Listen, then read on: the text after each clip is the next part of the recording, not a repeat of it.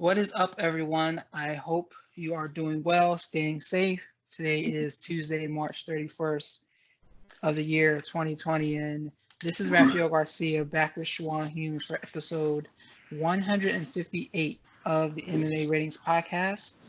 Again, like I said, in times like today, I just hope that you're doing well. Hope that you're staying safe, staying healthy, and practicing good hygiene. With that in mind, Schwan, why don't you say hello to everybody? Let them know how you're doing. I'm doing good. The weird thing is, since all this has started happening, you just start noticing how many people don't practice hygiene at all. Like I didn't know there's people I know who didn't take showers every day, who don't wash their hands regularly. They're like, I got to start washing my hands. I'm like, start. You're 32, man. What do you mean you got to start?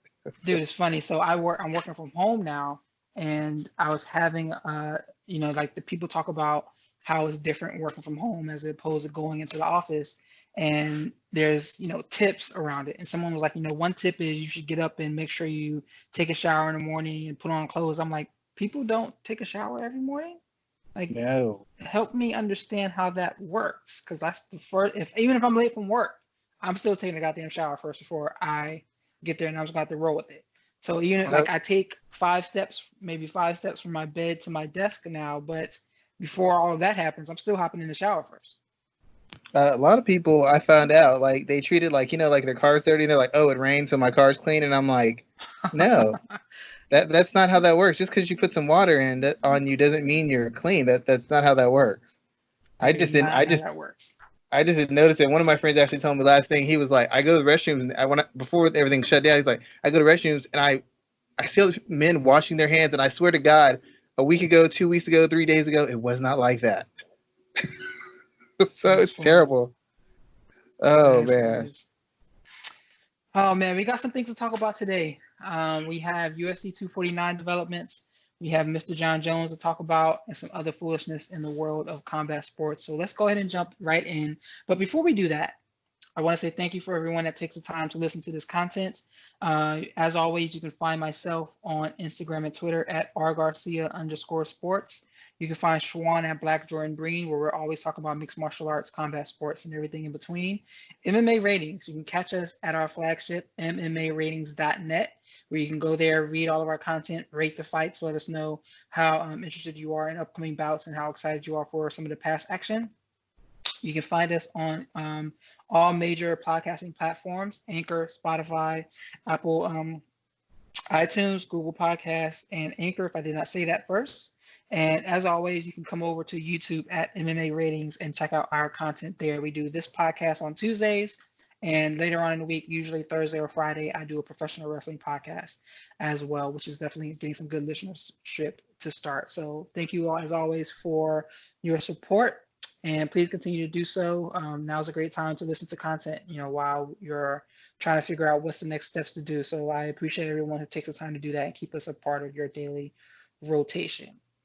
So for UFC 249, Shawan, we got some things to talk about, man. First and foremost, we got Khabib Nurmagomedov, who is trapped, and I don't want to say trapped. He's in Dagestan because their borders are closed. He was here in the United States for a little while.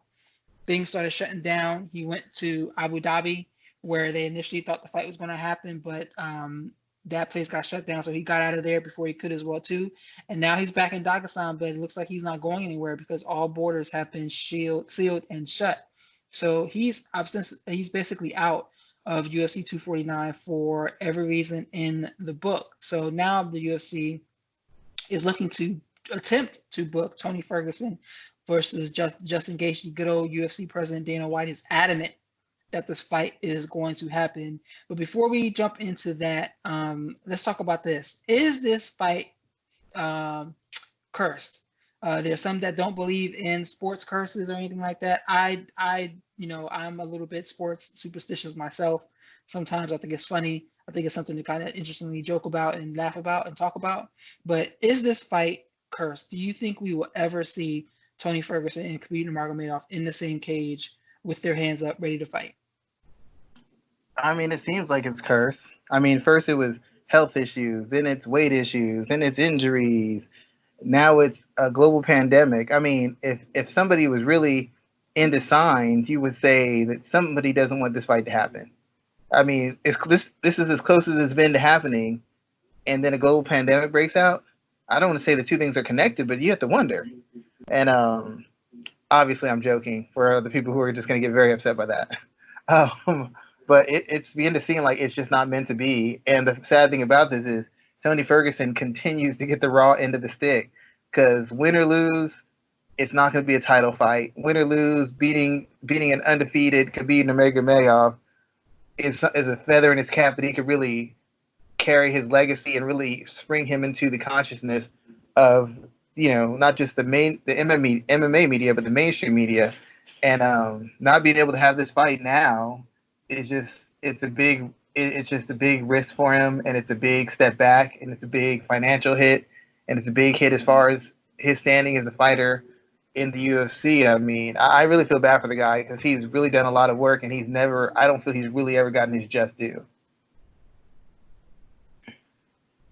And it's funny that you mentioned there's so many different reasons why this fight has not occurred. I was joking on Twitter, I believe it was, that the next time this fight is booked, if it's ever booked again, that what's going to happen is Galactus from like the Marvel universe is going to come and like consume the Earth or something like that. It's getting that out of hand.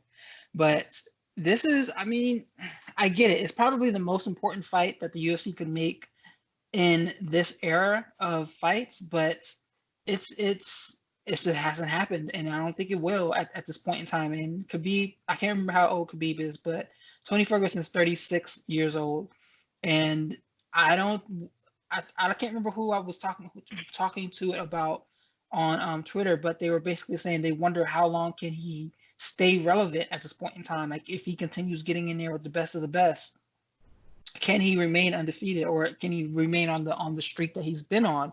Khabib has a little bit more time, a little bit more length under his on his rope, and he hasn't been competing as long. But you have to wonder how much more Ferguson could take at this point in time in his career, and whether or not that will impact whether we see this fight or not. And on top of that, let me turn the conversation over to Tony Ferguson now, because here it is, the UFC is trying to book him against Justin Gaethje, and I think that's just a horrible idea. Instead, I believe that the UFC should wait until they should postpone it. Give us 5 months. Give Khabib an opportunity to practice Ramadan and go through that process that he goes through every year, and attempt to book this fight in August, September, when we have a little bit better understanding of what's going on in the country and around the world. Just make the call now instead of stringing us along and stringing these fighters along and trying to put this fight on in a global pandemic. I mean, we're not talking about a power outage. We're not talking about a bad snowstorm or something like that. We're talking about a global pandemic where U.S. officials today actually went into a press conference that said they expect 100,000 people to die in this country. Like at that point in time, fighting is not important anymore. And I think the message by the UFC needs to be, hey, apologize first and foremost for trying to take such a hardline stance and getting this fight on and putting these people at risk. But at this point in time, it's just okay just to move forward.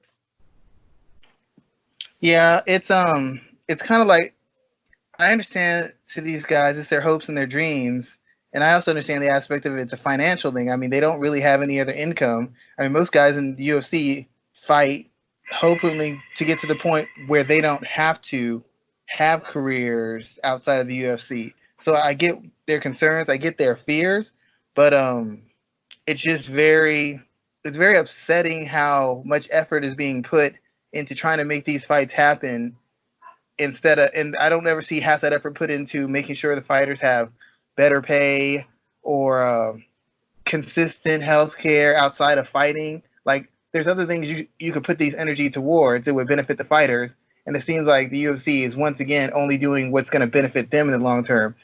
Fighting Justin Gaethje doesn't help Tony Ferguson. It doesn't help him at all. Postponing the fight helps, but once again, as somebody pointed out on Twitter, Khabib, I think he has Ramadan, if I understand, and he can't fight for a period of time, so that creates even more instincts. Like this hurts the fighters. This hurts Tony Ferguson. But the UFC doesn't seem to have any concern for the fighters individually. It's like they said, they're individual contractors. Our main concern is ourselves. And they could, in my opinion, they could do other things to make this an easier time on the fighters or help the fighters get through whatever they're going through. And instead, they're just trying to push forward with an event that's going to help their bottom line and help reestablish or establish their brand as one of the premier sports in North America or the world.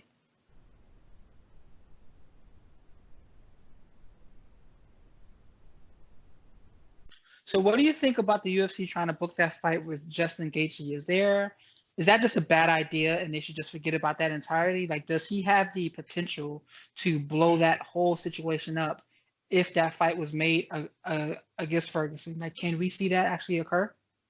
I think Justin's a very bad matchup for Tony. Tony tends to fight to his opponent's strengths, and luckily he hasn't faced a guy who's a good enough finisher to make him really pay for what the mistakes he's made. I mean, Donald Cerrone had moments. Anthony Pettis has moments. Pretty much everybody has moments against Tony. They just can't close the show. And if nothing else, Justin Gaethje is a world-class finisher. So this is a really bad matchup, especially in the first 2 rounds. It's a really, really bad matchup given how Tony likes to fight and the fact that Tony, if he still does this, doesn't really spar a lot. It takes you a second to get your timing, to find your spacing, to get into your flow. And against a guy like Gaethje, who just punishes you from the word go, pressures you from the word go, and can finish you in a second, it's a real bad matchup. I mean, this is great for Gaethje. It's a good matchup for him. If he loses, he can always hit. He took a short notice fight. It helps him with the fans because it's like he's rescuing a card. He really has nothing to lose. If Tony loses this, once again, he's out of a title shot. He's pushed back. He's out of a title shot. He drops in rankings, and he's firmly behind Gaethje. And if Gaethje might push for the title shot, or he might wait for Conor because that's a money fight. And if Gaethje beats him, Conor beats Gaethje. Now he's behind Conor and Gaethje. If Gaethje wins, in a certain sense, he's still behind Conor and Gaethje because Conor's the money fight, and Gaethje would have just beaten him. It's like a high risk, low reward fight because if he beats Gaethje, he's in line for a title fight. What does that mean? He was already in line for a title fight. So yeah, if you were advising Justin right now, not Justin, excuse me, Ferguson right now, what would you tell him to do? Would you even look at this as a serious situation, or would you tell him to absolutely opt out? Well, Tony's crazy, so I wouldn't try to tell him anything. He's going to do what he wants to do. I'd probably tell him just try to hold out on it. I mean, I don't know what doing favors for billionaires does for anybody. He takes a fight for the UFC, he loses, they're going to say, hey, that's your job to fight. He doesn't take the fight, maybe he'll be on their bad side. But what's being on their good side unless you're winning? Unless you're winning, being on their good side means absolutely nothing.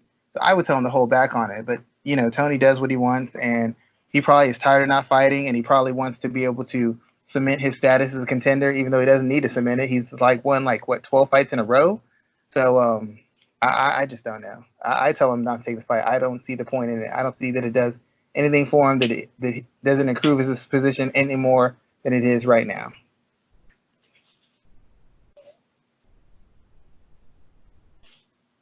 All right, no problem. So I want to also talk about the fighters who are hopping in to claim they're trying to save the event. I'm doing save in air quotes. You have Tyron Woodley, Kamaru Usman, Jorge Masvidal. You have Dustin Poirier talking about he wants to step in and save the fight. I saw a piece today about Carla Esparza saying that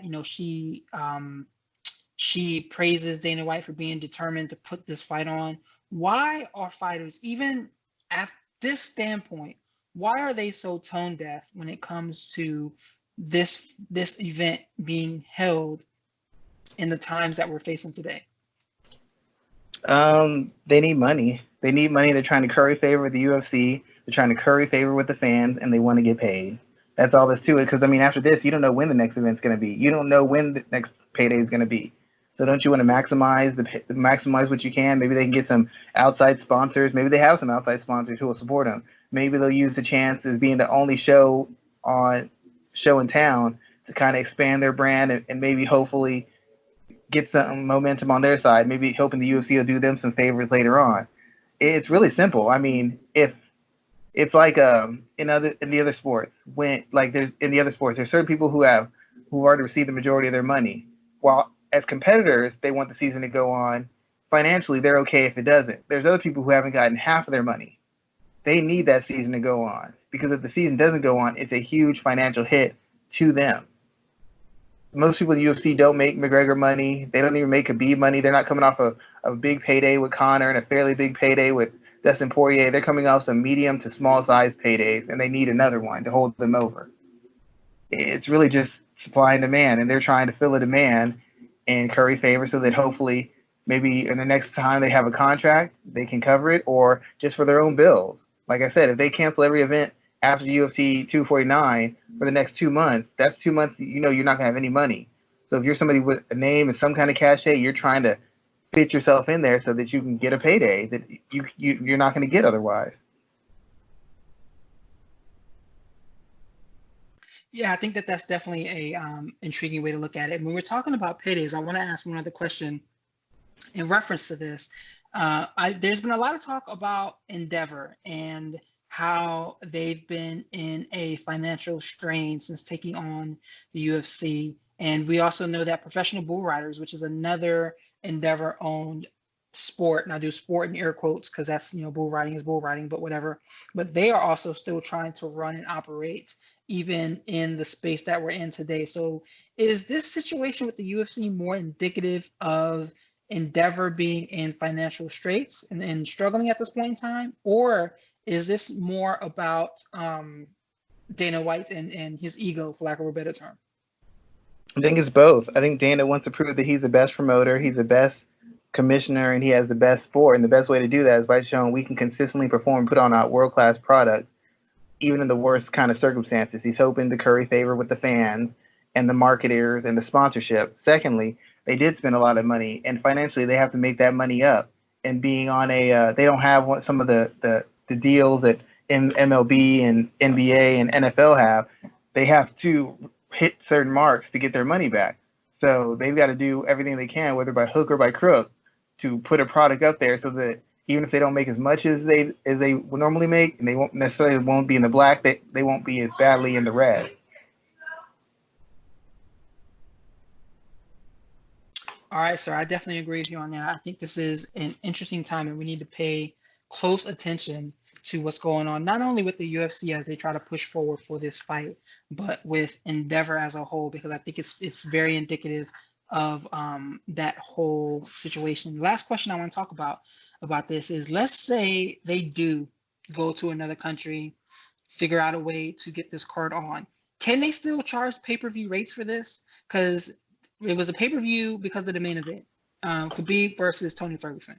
$60. That is a fight that is worth a $60 pay-per-view rate. If they give us anything else, is that worth the same price? I mean, it's a pay-per-view because they say it's a pay-per-view, not because of the matchups. We've had lots of fight cards where it wasn't pay-per-view worthy, that was called a pay-per-view. It's not going to be worth it, but they're still going to charge it. They'll do the favors of putting on an event. They're not doing any favors about charging us less. That's not going to happen. Yeah, I definitely agree. I don't think they're going to charge us any less at all. It's a perplexing situation that I don't think they're going about the right way. I think we shouldn't even be having this conversation. I think that this event should have been canceled weeks ago. But we see that major boxing organizations are canceling all their events through May. We see that professional wrestling is struggling to try to hold the events that they can hold. Right now, NBA is shut down, Major League Baseball shut down, football shut down. I mean, spring training was supposed to, spring games or baseball opening day was supposed to be last week.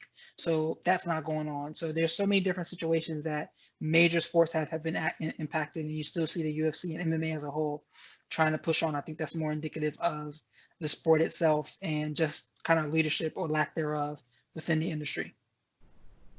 Yep. Yeah, it's crazy, but when you run the way the UFC's run, you don't play by the rules that everybody else plays by. And this is probably one of the few cases where I could say the boxing actually looks better than the UFC and how they're handling these things.